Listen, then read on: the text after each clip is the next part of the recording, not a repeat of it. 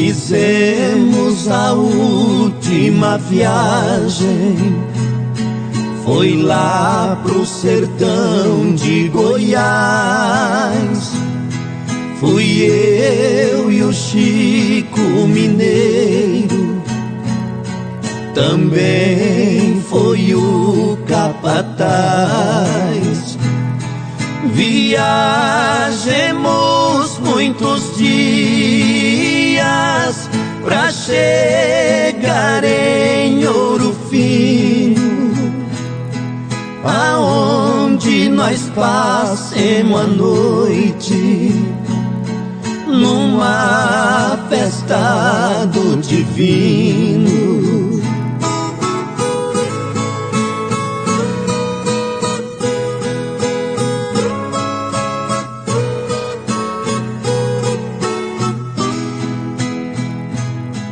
A festa estava tão boa, mas antes não tivesse ido, o Chico foi baleado por um homem desconhecido. Larguei de comprar boiadas, mataram meu companheiro.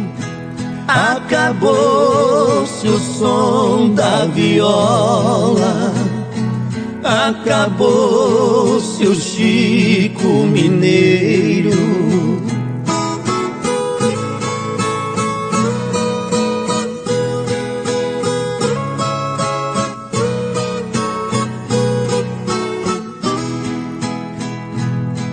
Depois daquela tragédia, fiquei mais aborrecido. Não sabia da nossa amizade, porque nós dois era unidos. Quando eu li seus documentos, me cortou o coração.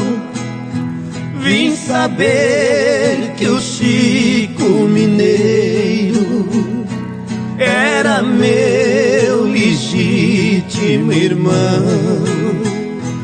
Vim saber que o Chico Mineiro era meu legítimo irmão.